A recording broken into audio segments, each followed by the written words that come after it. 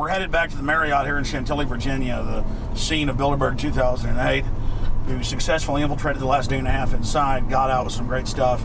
We've been tailed, and now we're going back to cover the dignitaries, the elitists, as they arrive. And right now is the prime time for them to start arriving for the next 3-4 hours. We took about a 30-minute break. I'm sure we missed a few, but it doesn't matter. We've got scores of people that just organically are listeners, info warriors that are out here taking action. And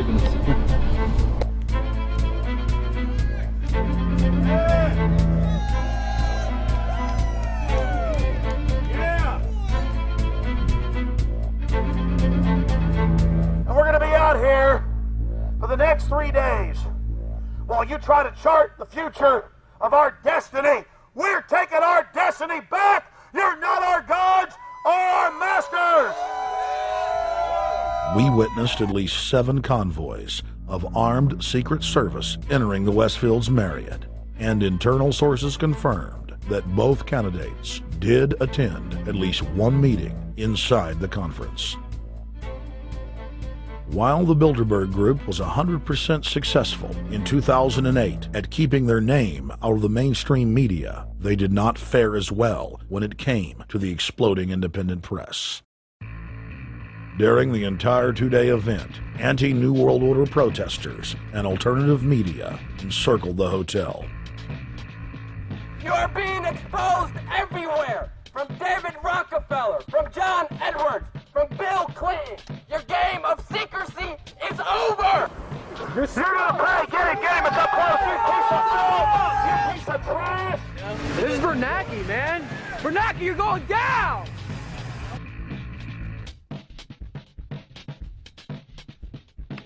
Obama, we know you're here, Obama. You cleared your schedule for the next 3 days. We know you're in Virginia.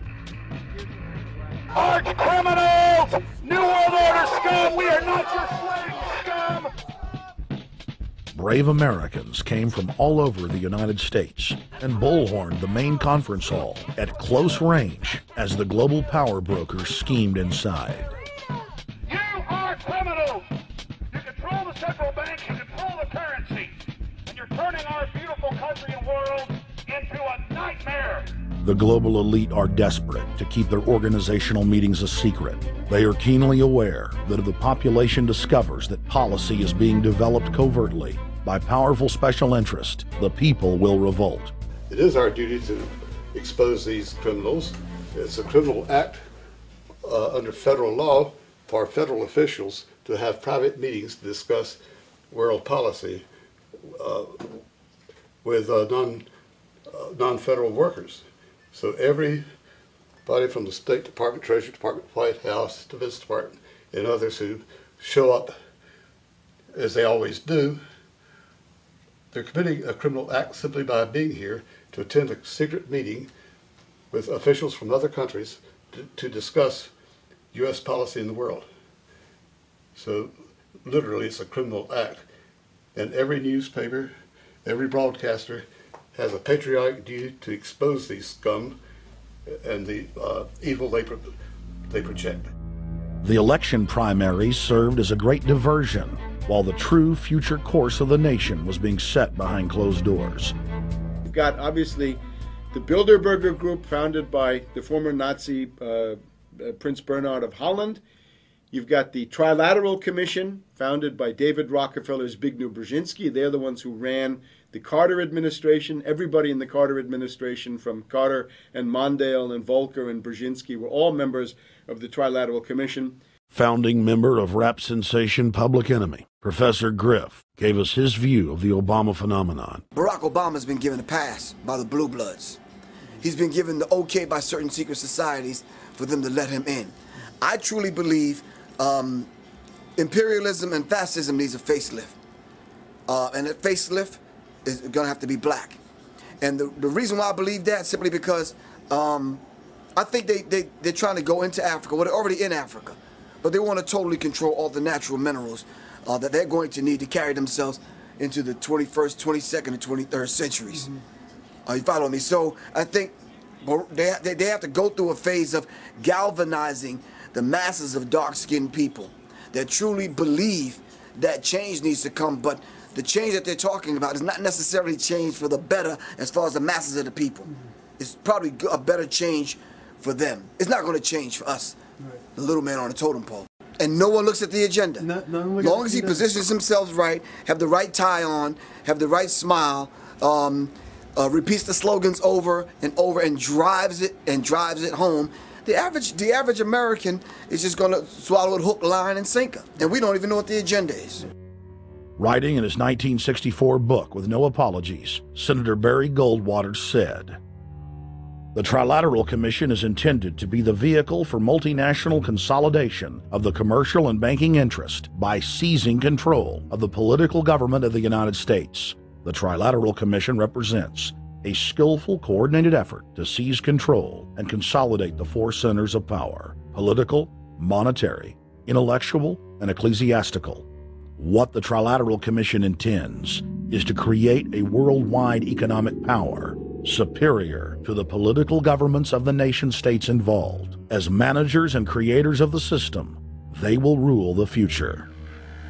Bilderberg issues executive decisions and prime directives to its subdirectorates for implementation. The Trilateral Commission takes the Bilderberg Group agenda and executes it through regional roundtable groups throughout Europe, Asia, and the Americas.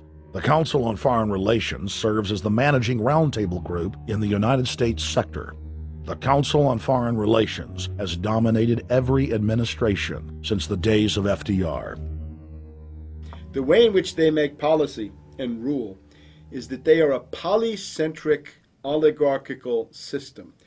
You have to be a finance oligarch. Remember, this is not a society ruled by generals, not by priests, not by bureaucrats, not by demagogues, none of those, but by bankers. Bankers rule, and the bankers set up these institutions. They set up things modeled on the Royal Institute for International Affairs, Chatham House, and the Milner Round Table of the period right after the Boer War, so even before World War I. You had the British setting up these round tables, institutes with publications and conferences, and this is how they make policy.